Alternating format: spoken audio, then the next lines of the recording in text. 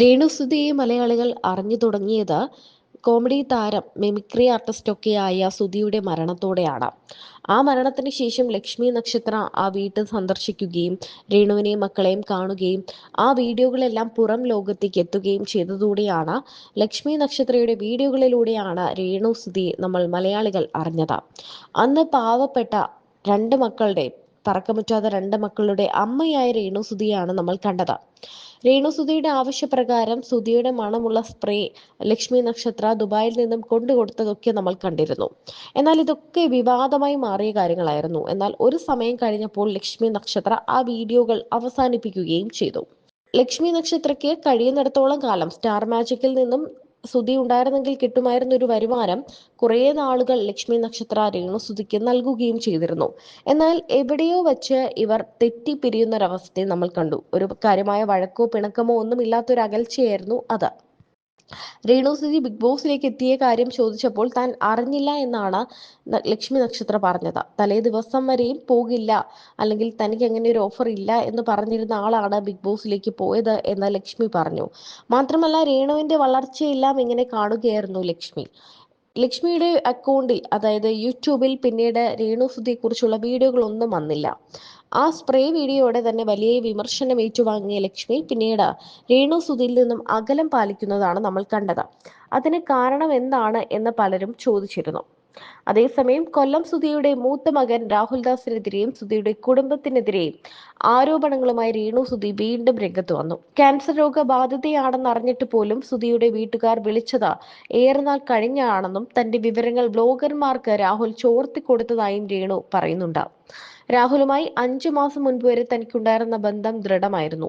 അസ്വാരസ്യങ്ങൾ മറവിക്ക് വിട്ടുകൊടുത്തും ക്ഷമിച്ചുമാണ് ഞാൻ മുന്നോട്ട് പോരുന്നത്.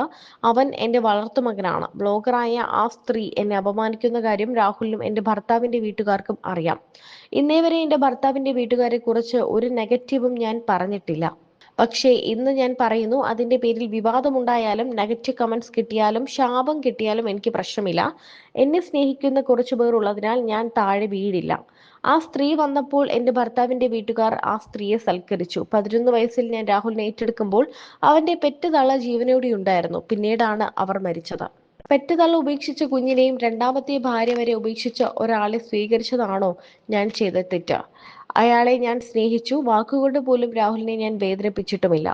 സുധിച്ചേട്ടൻ മരിച്ചു കഴിഞ്ഞ് 1 വർഷം രാഹുൽ എനിക്കൊപ്പം തന്നെയാണ് നിന്നത്.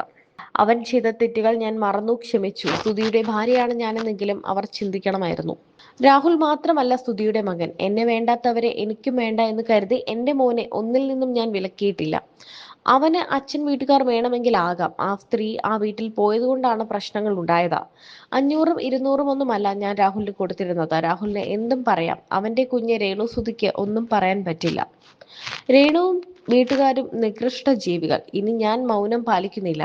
എന്റെ കടമ ഞാൻ ചെയ്തതല്ലേ. എന്നിട്ടും ഇവൻ എന്തിനിങ്ങനെ എന്നോട് ചെയ്തുവെന്ന് തോന്നി.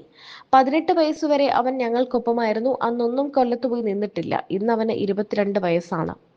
പൈസയും ആവശ്യത്തിനുണ്ട്. ഒന്നുമില്ലാതിരുന്നപ്പോൾ ഞാൻ മാത്രമേ ഉണ്ടായിരുന്നുള്ളൂ.